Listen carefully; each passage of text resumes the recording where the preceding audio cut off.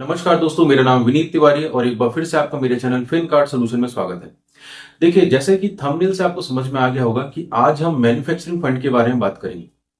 और थंबनेल से आपको एक चीज और क्लियर हो गई होगी कि एचडीएफसी फंड का, मैन्युफैक्चरिंग फंड का एनएफओ आया हुआ है। और आज हम इस बारे में बात करेंगे कि इस फंड में इन्वेस्ट किया जाए कि नहीं किया जाए। और ये जो पूरा वीडियो है एक जर्नल वीडियो है मैन्युफैक्चरिंग फंड के बारे में। और इस वीडियो को बनाने का सबसे बड़ा रीजन ये था कि कई बार आपने कमेंट करके मुझसे क्वेश्चन किया था, सर किसी सेक्टर फंड के बारे में आप वीडियो बनाइए या किसी थीमेटिक फंड के बारे में आप वीडियो बनाएं। लेकिन क्योंकि आपको मेरे वीडियो से एक चीज तो समझ में आ गई होगी कि मैं ज्यादातर केस में आपको सेक्टर या थीमेटिक फंड से दूर रहने के लिए कहता हूं। अगर आपको सेक्टर का खुद अच्छा नॉलेज ना हो तो मैं आपको हमेशा मना करता था कि आप सेक्टर या थीमेटिक फंड से दूर रहें। इवन अगर मैं अपने पर्सनल इन्वेस्टमेंट की बात करूं तो मेरा खुद का पर्सनल इन्वेस्टमेंट किसी भी सेक्टर या थीमेटिक फंड में नहीं था। लेकिन पर्टिकुलर ये जो थीम है मैन्युफैक्चरिंग, ये मुझे 5 या 6 महीने से बहुत पसंद आ रही थी। और मैं पहले भी कोशिश किया था कि इसके बारे में वीडियो बनाऊं, लेकिन वो वीडियो किसी कारण से बन नहीं पाया। लेकिन जैसे ही एचडीएफसी फंड का इन्फो आया तो एक और मुझे मौका मिला कि इस थीम के बारे में एक वीडियो बनाऊं और आपसे शेयर करूं। क्या ये थीम वाकई में कह सकते हैं हम, अगर एक जनरल थीम की मैं बात करूं मैन्युफैक्चरिंग, तो क्या ये मैन्युफैक्चरिंग थीम वाकई में एक ऐसी थीम है जहां हम आने वाले 10, 15, 20 सालों के लिए इन्वेस्टमेंट करके एक बहुत बढ़िया वेल्थ क्रिएट कर सकते हैं। और क्या हम मैन्युफैक्चरिंग फंड को यह भी कह सकते हैं कि मैन्युफैक्चरिंग फंड आत्मनिर्भर भारत के अमृतकाल का फंड है। तो इसी बारे में आज हम आपसे डिस्कशन करेंगे। देखिए, जब भी मैं मैन्युफैक्चरिंग की बात करता हूं तो ऐसा नहीं है कि मैन्युफैक्चरिंग की शुरुआत इंडिया में अभी से हो रही है, भारत में अभी से हो रही है। मैन्युफैक्चरिंग इंडिया में या भारत में बहुत पुरानी है। आप सभी को पता होगा कि पुराने समय में हमारे यहां से मसाले का व्यापार बहुत ज्यादा होता था। आप सभी को मालूम होगा सिल्क की साड़ी हमारे यहां से बहुत ज्यादा एक्सपोर्ट की जाती थी, मसाले बहुत ज्यादा एक्सपोर्ट किए जाते थे। मैन्युफैक्चरिंग कोई हमारे लिए नया नहीं था, लेकिन किसी न किसी कारण से मैन्युफैक्चरिंग इंडस्ट्री हमारे यहाँ की धीरे धीरे खत्म होती गई। और आपको जान के हैरानी होगी कि ज्यादातर केस में हमें मालूम रहता है कि हम केवल मसाले का एक्सपोर्ट करते थे, हम साड़ियों का एक्सपोर्ट करते थे, हम टेक्सटाइल इंडस्ट्री में सिल्क वगैरह का एक्सपोर्ट करते थे, कॉटन का एक्सपोर्ट करते थे। लेकिन अगर हम कई एविडेंस की बात करें, जब वास्को डी गामा भी इंडिया आया था, भारत आया था, तो वहां पे कुछ एविडेंस ऐसे मिलते हैं जहां कहा गया है कि वहां उस समय हम जो शिप या जो जहाज बनाते थे, वो जहाज काफी बड़े जहाज थे जो कि यूरोपियन कंट्री की तुलना में बहुत बड़े थे। खुद उनके लेख में मिलता है कि जहां पे यूरोपियन कंट्री में 20 मीटर 30 मीटर के जहाज या शिप होते थे, जब वास्को डी गामा या यूरोपियन जो भी थे इंडिया आते थे जहाज से, तो उन्हें इंडिया में देखा था कि हमारे हिंदुस्तानियों के जहाज लगभग 40, 50, 60, 70, 90 मीटर के लंबे थे। और इतने बड़े जहाज का यूज केवल हम अपने लिए नहीं करते थे, हम इन जहाज को एक्सपोर्ट भी करते थे। और यहां तक भी मैंने सुना है या कई प्रेजेंटेशन में मैंने देखा है कि इन जहाज में हम 400-400 साल की वारंटी देते थे। लेकिन हमारा सबसे बड़ा कॉम्पिटिटर कौन था जहाज में या शिप इंडस्ट्री में? एक था इंग्लैंड। और आप सभी को मालूम है, जैसे ही इंग्लैंड ने हमारे ऊपर राज किया, पूरी की पूरी शिप इंडस्ट्री हमारी खत्म कर दी गई, क्योंकि उनको अपने जहाज बेचने थे। और महारानी का फरमान आया और पूरी इंडस्ट्री हमारी खत्म। और आज आप देखिए हम कहां पे थे मैन्युफैक्चरिंग में और गिरते गिरते कहां आ चुके हैं। तो ऐसा नहीं है कि मैन्युफैक्चरिंग इंडस्ट्री हमारे लिए बहुत नई है। मैन्युफैक्चरिंग में एक समय हम बहुत आगे थे, हम हर चीज का एक्सपोर्ट करते, काफी चीजों का एक्सपोर्ट करते थे। लेकिन किसी कारण से अलग अलग लोगों ने हमारे देश में हमला किया और हमारी मैन्युफैक्चरिंग धीरे धीरे कम होते होते होते आज यहां पहुंच चुकी है। अब ये जो मैन्युफैक्चरिंग है, इसको सबसे बड़ा बूस्ट कहां मिला? कोविड। कोविड के समय आपने देखा था कि किस तरीके से दुनिया का माहौल एकदम चेंज हुआ चाइना के खिलाफ। कि सबको आपको मालूम होगा किस तरह चाइना ने हमसे डेटा छुपाया और दुनिया को लगा कि चाइना हमसे बहुत कुछ छुपा रहा है। और जितनी चीजें चाइना में मैन्युफैक्चर होती थी, जितने भी देश चाइना से पहले इंपोर्ट करते थे, उन्होंने अपना इंपोर्ट घटाना शुरू कर दिया। अगर मैं पिछले 5 साल के डेटा की बात करूं तो जहां यूएस सबसे ज्यादा कंज्यूमर वहीं पे है, अभी सबसे ज्यादा कंजम्पशन की मैं बात करूं तो यूएस में होता था। यूएस अपने कंजम्पशन का लगभग 21% के आसपास जो कि चाइना से इंपोर्ट करता था, रिसेंटली आप देखिए उसका इंपोर्ट घटते घटते घटते 15 से 13% के आसपास आ चुका है। और वहीं इसका सबसे बड़ा बड़ा बेनिफिशियरी अगर है तो वियतनाम और भारत जैसे देश है। अभी तो देखिए आपको दिख रहा होगा सामने स्क्रीन में क्लियरली कि वियतनाम सबसे बिगेस्ट बेनिफिशियरी है। लेकिन वियतनाम पहले से मैन्युफैक्चरिंग में हमसे बहुत आगे है और भारत में तो अभी मैन्युफैक्चरिंग की शुरुआत ही हुई है। और अगर मैं मैन्युफैक्चरिंग फंड की बात करता हूं तो किसी भी कंट्री के लिए या किसी भी देश के लिए मैन्युफैक्चरिंग का पावर हम बनने के पहले ये बहुत जरूरी है कि वो अपने लॉजिस्टिक और अपने ट्रांसपोर्ट पर ध्यान दें। और यहां पे हम पिछले 10-12 सालों से लगातार काम कर रहे हैं। आप सभी को मालूम होगा कि आज से 10 या 12 साल पहले अगर हम रोड इंफ्रास्ट्रक्चर की बात करें तो हम 3-3.5 किलोमीटर की रोड प्रतिदिन बनाते थे और आज वो 3-3.5 किलोमीटर से बढ़ते बढ़ते आज हम डेली 37 से 38 किलोमीटर की सड़क बनाते हैं। लगभग 10 गुना का जंप आ चुका है पिछले 10 से 12 सालों में। हमारा रोड इंफ्रास्ट्रक्चर, रोड कनेक्टिविटी सब कुछ लगातार बढ़ती जा रही है। हमारे पोर्ट्स लगातार डेवलप किए जा रहे हैं। हर मामले में देखिए, चाहे मैं रेल ट्रांसपोर्ट की बात करूं, बस ट्रांसपोर्ट की बात करूं या मैं शिप की बात करूं, हर जगह ट्रांसपोर्ट और लॉजिस्टिक में लगातार पिछले 10 से 12 सालों में काम हो रहा है। और ये एक प्रकार से ये भी कहा जा सकता है कि बैकबोन है किसी भी मैन्युफैक्चरिंग इंडस्ट्री की। तो लॉजिस्टिक वगैरह में काम पिछले 10-12 साल से हमारे यहाँ लगातार चल रहा था। लेकिन जो कोविड के कारण जो एक ट्रिगर हमको मिला, ये एक बहुत शानदार ट्रिगर था मैन्युफैक्चरिंग के लिए। और आप खुद देखिएगा, जब मैं मैन्युफैक्चरिंग की बात कर रहा हूं तो सबसे ज्यादा लोगों को आपको डाउट होगा कि ये पैसा आपका कहां जाएगा। ज्यादातर के दिमाग में क्या चल रहा है, मैन्युफैक्चरिंग माने डिफेंस, क्योंकि पिछले 4-5 साल से जो एकदम बना हुआ है ना कि डिफेंस सेक्टर में हम एक्सपोर्ट करेंगे। हर टीवी, मीडिया, न्यूज चैनल में आप उठा लीजिए, डिफेंस डिफेंस डिफेंस, सबको डिफेंस के एक्सपोर्ट के बारे में रहता है। लेकिन ऐसा नहीं कि मैन्युफैक्चरिंग केवल डिफेंस है।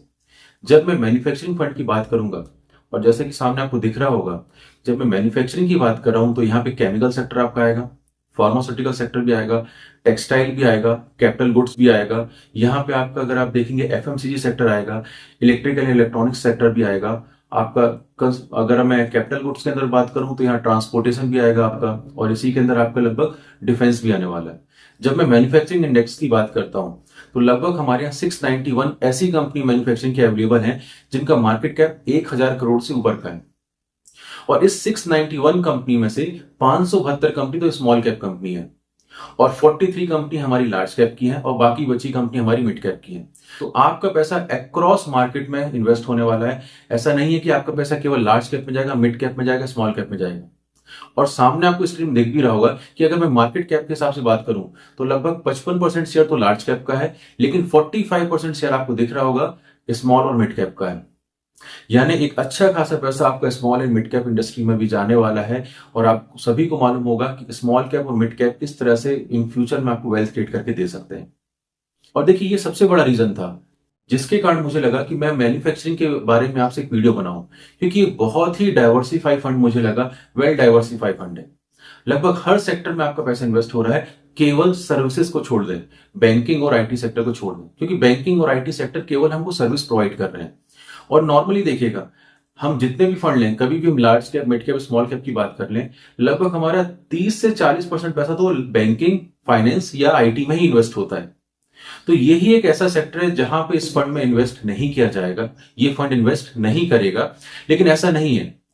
अगर मैं सेबी के नॉर्म्स की बात करूं तो नॉर्मली क्या होगा कि 80% पैसा तो आपका इन्वेस्ट होगा मैन्युफैक्चरिंग में, लेकिन बाकी का 20% पैसा अगर फंड मैनेजर को बहुत अच्छी अपॉर्चुनिटी दिख रही होगी तो अदर इक्विटी में भी इन्वेस्ट कर सकता है। और देखिए, जब मैं मैन्युफैक्चरिंग की बात करता हूं तो यहां केवल एक्सपोर्ट की बात मैं नहीं करूंगा। एक्सपोर्ट तो हम जब करेंगे करेंगे, लेकिन अगर हम अपना मैन्युफैक्चरिंग में सेल्फ डिपेंडेंट हो जाए, आत्मनिर्भर हो जाए, हम अपने इंपोर्ट को कम कर दें, तो यही हमारे लिए बहुत बड़ी अचीवमेंट होगी कि हमारी खुद की पॉपुलेशन आप देखिए लगभग 140 से 150 करोड़ के आसपास की है। तो अगर हम अपना इंपोर्ट भी कम कर दें, जो दूसरे देशों से हम सामान मंगाते हैं, तो वही हमारे लिए बहुत बड़ी अचीवमेंट होगी। क्योंकि जब हम अपना इंपोर्ट कम करेंगे तो उसका डायरेक्टली बेनिफिट आपको मिलेगा। क्योंकि एक आमतौर में देखा गया है, जब भी किसी कंट्री में मैन्युफैक्चरिंग बढ़ी है, मैन्युफैक्चरिंग में ग्रोथ आई है, तो वहां पे इन्फ्लेशन घटी है। इन्फ्लेशन घटने का एक सिंपल सा रीजन ये भी हो सकता है, जैसे कि आप सभी को मालूम होगा, जब हम किसी सामान को इंपोर्ट करते हैं, बाहर के देशों से मंगाते हैं, तो उसमें बहुत सारे टैक्सेस लग जाते हैं। और जब हम अपने ही देश में सामान बनाएंगे तो अपने ही देश में सामान बनने के कारण वो टैक्सेस हमें कम लगेंगे। जब टैक्सेस कम लगेंगे तो सामान भी सस्ता होगा, और सामान अगर हमें सस्ता मिलेगा तो स्वाभाविक सी बात है, इन्फ्लेशन भी हमारी कम होगी। तो नॉर्मली ये देखा गया है कि जब जब जिस भी कंट्री का मैन्युफैक्चरिंग सेक्टर में बहुत अच्छी ग्रोथ आई है, वहां पे इन्फ्लेशन भी कम हुई है। और जब मैं मैन्युफैक्चरिंग की बात कर रहा हूं ना, तो मैन्युफैक्चरिंग आज हमारे हिंदुस्तान के लिए बहुत जरूरी है। क्योंकि देखिए, हम सभी जानते हैं कि हमारा देश एक कृषि प्रधान देश था। लगभग आज भी 40 से 50% लोग खेती में लगे हुए हैं, लेकिन खेती के लिए भी जमीन लिमिटेड है। जैसे जैसे खेती की जमीन में आपस में घर में परिवार में बंटवारा होगा तो जमीन लिमिटेड हो जाएगी। लोगों के पास आय के संसाधन की बहुत कमी हो जाएगी। और जब ये आय के संसाधन की कमी होगी, आने वाले समय में वहां जो लोग आज, जिस किसान खेती कर रहा था, उसमें से उसी परिवार के बहुत सारे बच्चे ऐसे होंगे जो कि जॉब के लिए बाहर आएंगे। और उनको जॉब कहां से दोगे आप? जब तक आप अपने मैन्युफैक्चरिंग सेक्टर पे काम नहीं करेंगे तो आप जॉब क्रिएशन नहीं कर पाएंगे। क्योंकि मैन्युफैक्चरिंग एक ऐसा सेक्टर है जहां पे स्किल्ड लेबर से लेके आपको साइंटिस्ट की भी रिक्वायरमेंट आएगी, आपको इंजीनियर्स की भी रिक्वायरमेंट आएगी, आपको डॉक्टर्स की भी आएगी, आपको चार्टेड अकाउंटेंट की भी रिक्वायरमेंट आनी है। आपको हर टाइप के ग्रेजुएशन से लेकर नॉन ग्रेजुएटेड लोगों की रिक्वायरमेंट आएगी। और हर फील्ड में आपका जॉब क्रिएशन होगा। एक बात और मैं कहूंगा, देखिए, मैन्युफैक्चरिंग थीम तो हमको पसंद आ रही है, लेकिन ऐसा नहीं है कि एचडीएफसी के मैन्युफैक्चरिंग फंड एक अकेला लौता फंड है। आपको जिस कंपनी में भरोसा है, आपको आईसीआईसी के में फंड में भरोसा है, आप आईसीआईसी में इन्वेस्ट करें। आपको कोटक में भरोसा है, कोटक में डालें। देखिए, आज इस वीडियो को बनाने का एक रीजन था क्योंकि एचडीएफसी का एक एनएफओ आया हुआ है। और एनएफओ के समय एक अच्छी बात ये होती है, नॉर्मली जब हम एनएफओ में इन्वेस्ट करते हैं पैसा, तो फंड मैनेजर के पास जो पैसा जाता है उसको तुरंत मार्केट में इन्वेस्ट नहीं करना रहता। उसको 5-6 महीने का टाइम दिया जाएगा कि भाई आप वेट करो और जब आपको अपॉर्चुनिटी मिले तब जाके आप इन्वेस्ट करो। जिसके कारण कई बार देखा जाता है कि अगर मार्केट में वॉलिटिलिटी भी बहुत ज्यादा होती है तो इस फंड में शुरुआत के 5 से 6 महीने में कोई ज्यादा वॉलिटिलिटी आपको दिखाई नहीं देगी। तो ये एक एडवांटेज रहता है कि आपके पास फंड मैनेजर के पास पैसा आ गया है, उसको एक बार में पूरा पैसा इन्वेस्ट नहीं करना है। वो समय देके 5 या 6 महीने में जब उसको अपॉर्चुनिटी दिखेगी वो धीरे धीरे करके आपके पैसे को इन्वेस्ट करेगा। तो ये एक एडवांटेज रहता है। और जो लमसम इन्वेस्टमेंट कर रहे हैं उनके लिए तो एक बहुत अच्छा मौका रहता है कि अच्छे एनएफओ में अगर आप सही टाइम पे इन्वेस्ट करें। तो ये जो आज का पूरा वीडियो है केवल एचडीएफसी के लिए नहीं था। अगर आपको लग रहा है कि यार आपको कोटक में ज्यादा भरोसा है तो आप कोटक के मैन्युफैक्चरिंग फंड के साथ जा सकते हैं। आपको लग रहा है आईसीआईसी में भरोसा है, आप आईसीआईसी के मैन्युफैक्चरिंग फंड में इन्वेस्ट कर सकते हैं। ये आपकी चॉइस है, इसमें मैं आपसे कुछ भी नहीं कहूंगा, लेकिन इस थीम पे आप जरूर विचार करें। अब इसी वीडियो को अगर मैं थोड़ा सा आगे बढ़ाऊं और मैं पिछले कुछ सालों के डेटा की बात करूं तो ये क्लियरली डेटा से आपको समझ में आ रहा होगा कि चाइना का टाइल्स का एक्सपोर्ट लगातार कम होते आ रहा है, लेकिन हमारे इंडिया का, भारत का टाइल्स में हम लगातार अपना एक्सपोर्ट बढ़ाते आ रहे हैं। चाइना के कुछ अपने रीजन हो सकते हैं जिसके कारण वो अपना लगातार एक्सपोर्ट कम कर रहे हैं, लेकिन हमारे यहाँ भारत में देखिएगा, आपको सामने ग्राफ में दिख रहा होगा कि लगातार हमारा एक्सपोर्ट बढ़ते आ रहा है। सिमिलरली अगर हम वायर और केबल्स की बात करें तो पिछले 5 या 6 साल में देखिए हमने अपना एक्सपोर्ट लगभग डबल कर दिया है, हमारा एक्सपोर्ट डबल हो गया है। तो ये केवल वायर, केबल और टाइल्स की बात नहीं है, हर इंडस्ट्री को उठा लीजिए आप। डिफेंस की तो हम बात करते ही हैं, डिफेंस में अब लगातार हमारा काम चालू हो गया है और हम एक्सपोर्ट की बात कर रहे हैं। और आपको ये जानकर हैरानी होगी कि हम जब एक्सपोर्ट की बात कर रहे हैं, हम यहाँ 1, 2, 3, 4 कंट्री से एक्सपोर्ट की बात नहीं कर रहे हैं। लगभग आज की डेट में अगर मैं बताऊं, लगभग 83 कंट्रीज हैं जहां हम एक्सपोर्ट की बात कर रहे हैं डिफेंस इक्विपमेंट की। तो ये बहुत बड़ा फैक्टर है, 83 कंट्रीज। आज हम 83 कंट्रीज में एक्सपोर्ट की बात कर रहे हैं, या हमारी डील्स हो चुकी है या हमारी डील्स लाइनअप है। तो डिफेंस सेक्टर भी एक बहुत बड़ा सेक्टर है जहां हम एक्सपोर्ट की बात कर रहे हैं। इसके अलावा आपको मालूम ही होगा, अगर मैं ऑटोमोबाइल सेक्टर की बात करूं तो ऑटोमोबाइल सेक्टर में तो हम पहले से ही, अगर हम बात करें 3 व्हीलर्स और ट्रैक्टर की, तो वहां पे मैन्युफैक्चरिंग में हमारी फर्स्ट रैंक है। और 2 व्हीलर की मैं अगर बात करता हूं तो 2 व्हीलर की मैन्युफैक्चरिंग में हमारी सेकेंड रैंक है। और वहीं अगर मैं बात करता हूं आपसे हैवी ट्रक्स के बारे में तो वहां हमारी वर्ल्ड में 3rd रैंक है। और कार मैन्युफैक्चरिंग की बात करता हूं तो कार मैन्युफैक्चरिंग में हमारी वर्ल्ड में 4th रैंक है। तो हम ऑटोमोबाइल सेक्टर में तो पहले से ही देखिए मैन्युफैक्चरिंग में हमारी एक अच्छा खासा वेटेज हम लेके चल रहे हैं। अब ऑटोमोबाइल्स को छोड़िए, अगर हम छोटे छोटे सेक्टर की बात करें तो पिछले 5 या 6 सालों में देखिएगा लगातार हमारा इंपोर्ट कम हो रहा है टॉय और गेमिंग इंडस्ट्री में, लेकिन हमारा एक्सपोर्ट लगातार बढ़ते आ रहा है। सामने आपको दिख रहा होगा क्लियरली ग्राफ, जहां पे क्लियर आपको समझ में आ रहा होगा टॉय और गेमिंग इंडस्ट्री में हमारे इंपोर्ट लगातार हम कम करते आ रहे हैं और एक्सपोर्ट को हम लगातार बढ़ा रहे हैं। टॉय गेमिंग छोड़ दीजिए, आप एसी, रेफ्रिजरेटर, आपकी automatic washing machine, mobile phone, ये सब ऐसे सेक्टर हैं जहां पिछले 10 सालों में देखिएगा हमारा ग्लोबली मैन्युफैक्चरिंग का शेयर बढ़ा है, इंक्रीज हुआ है। और सामने से आपको दिख भी रहा होगा किस तरीके से हमारे एसी कंपोनेंट या एसी में हमारी मैन्युफैक्चरिंग हमारी बढ़ी है।